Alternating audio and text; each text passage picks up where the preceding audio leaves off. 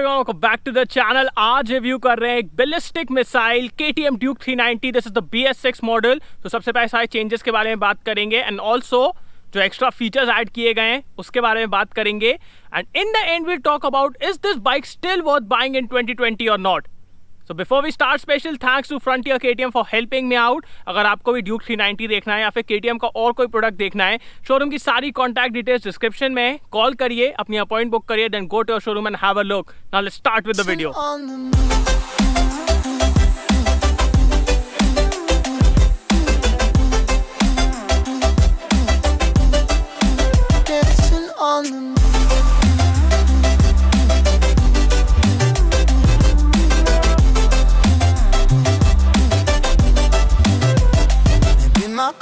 So let's start with the walk around। सबसे पहले मैं आपको इसका प्राइस बता देता हूँ। So compared to BS4 model इसका प्राइस बढ़ गया है by 5,000 rupees and now this starts from 2.58 lakh rupees ex showroom. Colours में आपको दो ऑप्शन मिल जाएंगे, one is this white, other one is the silver. According to me silver looks better. सामने आपको फुल LED हेडलाइट मिल जाती है with the cool looking DRLs। It looks really sharp and जो हेडलाइट का लेवल है ना वो टैंक के अपर मोस्ट लेवल से नीचे है। So, उसकी वजह से इसको एक बहुत अग्रेसिव स्टाइलिंग मिल जाती है। टायर्स में आपको स्पोर्टेक M5 टायर्स मिलते हैं from Metzelers. You get dual channel ABS, WP के ओपन कार्ट्रिज सस्पेंशन मिल जाते हैं आपको सामने एंड रियर में मोनो शॉक है। Coming to the engine, so it's now BS6 compliant and उसी की वजह से ये नीचे इतनी सारी चीज़ें ऐड हो गई हैं। This area has become really big but KTM being KTM, उन्होंने पावर में बिल्कुल भी ड्रॉप नहीं लाया। It still produces 43.5 PS and 37 newton metre torque. So that is good but because of these added parts इस गाड़ी का वेट बढ़ गया है by 4 kgs and stricter emission norms. So we'll see how's the power delivery. You get liquid cooling. Coming to the instrument cluster, so first of all it looks so damn good. आपको TFT display मिल जाता है। इसमें बहुत सारे functions हैं जो आप यहाँ से कंट्रोल कर सकते हैं। फर्स्ट ऑफ ऑल आप इससे अपना फ़ोन कनेक्ट कर सकते हैं। सेकेंडली ABS के मोड सेलेक्ट कर सकते हैं, सुपर मोटो और रोड। क्विक शिफ्टर को बंद और चालू कर सकते हैं। सो it's really good, looks really good man. जब आप गाड़ी को चलाते हैं, इसको सामने देखते हैं ना, अमेजिंग फीलिंग। आपको राइट बाय वायर थ्रॉटल मिल जाता है, एडजस्टेबल लीवर्स मिल जाते हैं। सो ये हमेशा से बहुत अच्छी चीज़ रही है। So you can adjust the levers. Coming to the seat, so it's good, it's nicely padded. I won't say कि बहुत ज़्यादा कंफर्टेबल है but it's good. Pillion seat is also good. You also get these grab handles, but considering the power of this motorcycle, I don't see anyone sitting here. क्योंकि जैसे आप throttle दोगे ना, आप खुद आउट ऑफ कंट्रोल हो जाओगे। Pillion की तो बात छोड़ दो। That is there. Coming to the rear, so आपको LED टेल लाइट मिल जाती है। Again same tyre, Sportec M5 disc मिल जाती है। डुअल चैनल ABS मैंने आपको बताया था। Exhaust looks good, it's slim and compliments the whole design. अभी मैं आपको इसका एग्जॉस्ट नोट भी सुनाऊंगा। Coming to fit and finish and material quality, so it's really good. Switch gear की क्वालिटी बहुत अच्छी है, पेंट की क्वालिटी बहुत अच्छी है, पैनल्स बहुत अच्छे से अलाइंड हैं। But I have one complain and वो है wires. You see this is a naked motorcycle and मेरे को समझ में आता है कि नेकेड मोटरसाइकिल में वायर्स छुपाना थोड़ी दिक्कत वाला काम रहता है। But the problem is not कि वायर्स दिख रही हैं, द प्रॉब्लम इज वायर्स ना कहीं भी भाग रही हैं। यू सी कोई भी वायर कहीं भी। सो इसको थोड़ा सा सिस्टमैटिक किया जा सकता है, थोड़ा सा अरेंज किया जा सकता है so that it looks good and उसकी वजह से the bike will look even better. अभी तो बहुत अच्छी दिख रही है और बेटर लगेगी। सो अब एक काम करते हैं, इसका एग्जॉस्ट नोट सुन लेते हैं and then will ride it.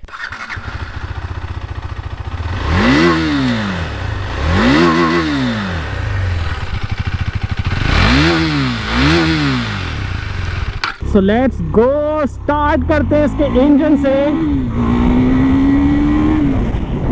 Amazing power delivery man, the way this thing pulls is out of this world. Initially अगर मैं उसको BS4 से कंपेयर करूं तो थोड़ा सा हेजिटेशन फील होता है इंजन से and that is because of the stricter emission norms, but from around 4,500 RPM उसके बाद तो इस इंजन को और कुछ दिखता ही नहीं है। Just wants to rev, it wants to rev, it wants to pull. And that is how the power delivery is. It's amazing. Like for newbies it might be a bit intimidating, but for me it's amazing, just amazing, right? And because of BS6 emission norms vibration भी greatly reduce हुए हैं, but थोड़े से आपको feel होंगे, but that is not a issue according to me, because उसके बिना ना इस गाड़ी को चलाने का मज़ा ही नहीं आएगा। वो इस गाड़ी का कैरेक्टर है, उसी की वजह से इन्वॉल्वमेंट आती है। कभी भी वाइब्रेशन की वजह से आपको दिक्कत नहीं होने वाली, ना ही आपको ऐसा लगेगा कि यार अब और मेरे से गाड़ी नहीं चलाई जाएगी because of vibration. It's never like that. It's just that कि आपको ना इंजन फील होता रहता है।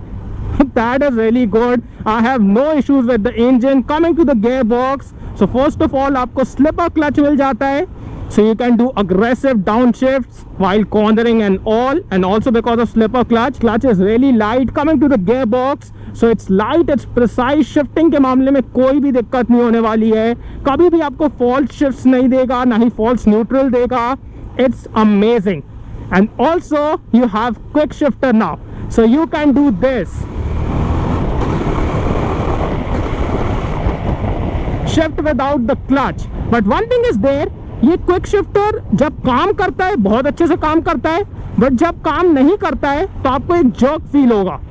So that is there. It's not the very best quick shifter out there, but at this price point having a quick shifter itself is a really big thing.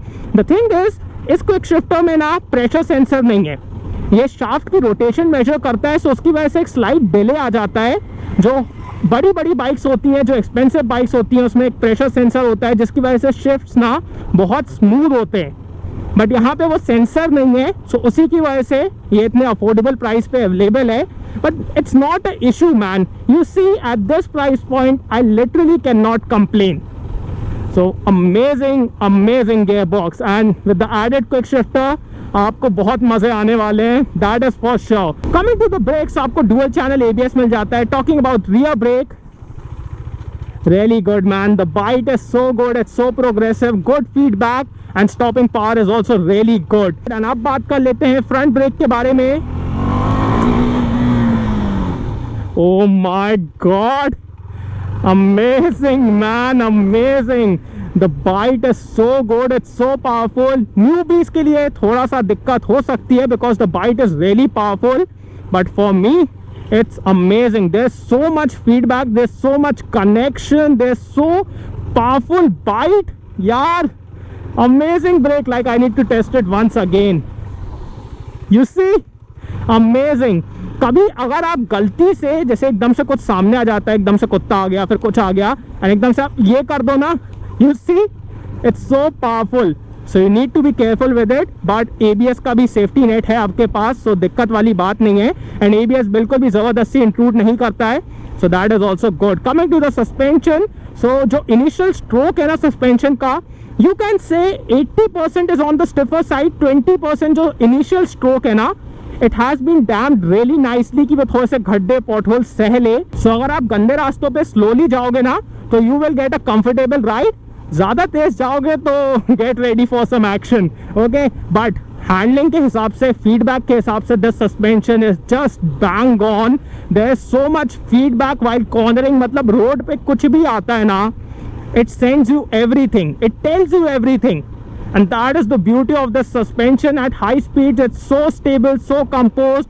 Cornering के time पे अगर कुछ पत्थर भी आ जाता है ना रोड पे, most of the bikes what they do is वो unsettle हो जाती हैं, but ये बिल्कुल भी नहीं होती यार. It gives you so much confidence and that is amazing. Coming to the sitting position, so it's really comfortable. आप सामने की तरफ थोड़ा सा लीन होते हैं, but that is not an issue.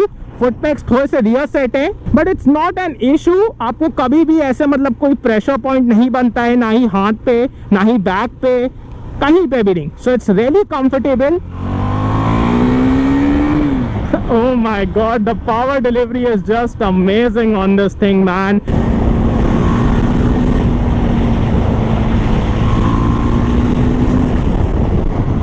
The power delivery on this thing is just amazing. Also this TFT display, इसकी वजह से इतनी ज़्यादा इन्वॉल्वमेंट बढ़ जाती है, बिकॉज ये एकदम आपके विजन में, आपको ना ऐसे ध्यान हटा के नहीं देखना पड़ता है. Everything is right in front of you, because इसका एंगल बहुत अच्छा है, ग्लेयर एयर भी ज़्यादा नहीं पड़ता है. And you see the रेव्स climbing, amazing man. This bike is just amazing. Like I am getting a little mad right now, क्योंकि ज़्यादा एक्साइटेड हूँ, बट ठीक है. You guys should see my excitement, okay? Also one thing is there, mileage की बात की जाए, so you can expect around 25 kilometers per liter from this motorcycle. आप 30 भी निकाल सकते हो, क्योंकि KTM की बाइक्स ना, आप उनको जैसा चलाओगे वो वैसा माइलेज डिलीवर करेंगी. सो अग्रेसिवली चलाओगे यू कैन ऑल्सो एक्सपेक्ट 20, अच्छे से चलाओगे you can expect 30-35 also. So that is there, but I doubt कितने लोग इसको आराम से चलाने वाले हैं, because with this much power and this much control throttle तो घूम ही जाता है. That is there. Also because of ride by wire throttle power को मैनेज करने में कोई दिक्कत नहीं होती है. And also one thing that KTM is famous for is the power to weight ratio.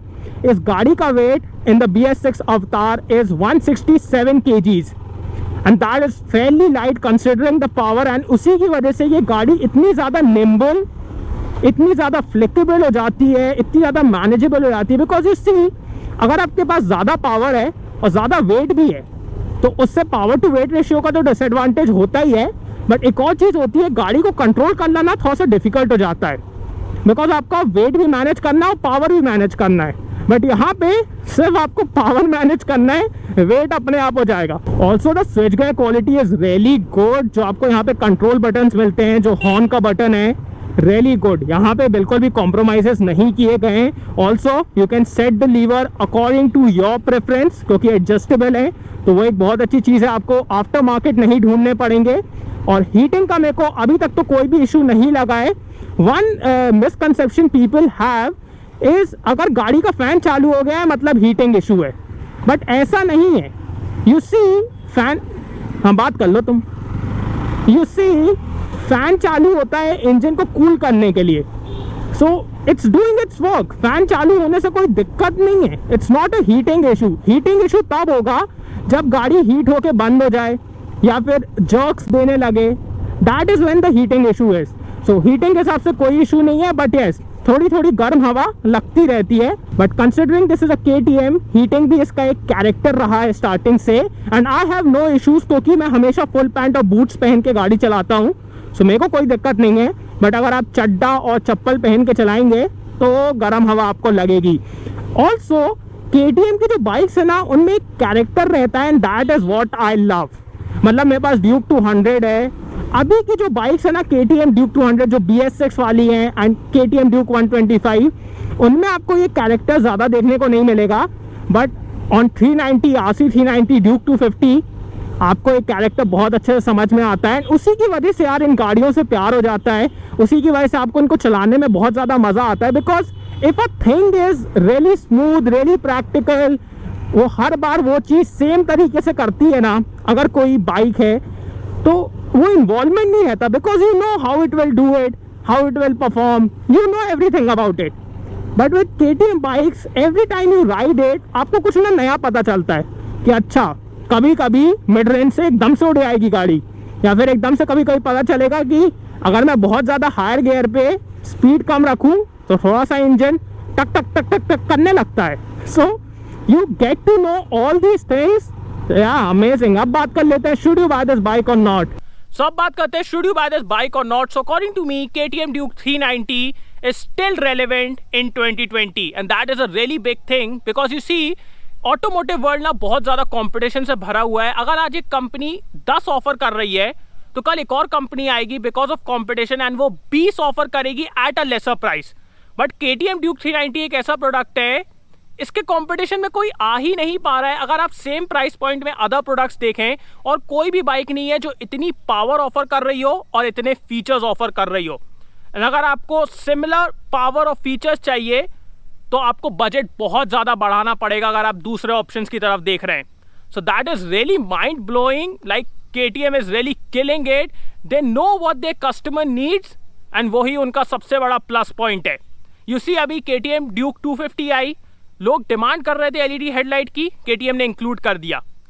सो वही चीज़ें हैं, कस्टमर जो मांग रहा है अगर आप वही देंगे, why won't you succeed? And that is the formula for KTM. They know what the youth needs, what the buyer needs, and they are just killing it, man. Still in 2020 this is an awesome product for the price. अगर आपको एक performance naked motorcycle चाहिए then you should go for it.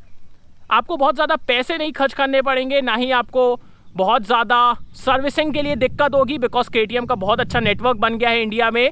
अगर आप और कोई product के साथ जाते हैं और जैसे अगर आप जबलपुर में रहते हैं तो आपको बार बार सर्विसिंग के लिए बाहर भेजना पड़ेगा, जो इसके साथ नहीं होगा. So all that makes it a really good buy. This is emotion on 2 wheels. You have to ride it once to experience it. So yeah, thanks for watching guys. I hope you like this video. So like कर देना, subscribe करना, bell icon दबा देना, and comment down below what are your thoughts about KTM Duke 390. And see you on next video. Bye. About who I'm supposed to be, I start to believe I can't get it right. Remember the days I let slip away, they were simpler times. Mama told me before you leave, if there's only one thing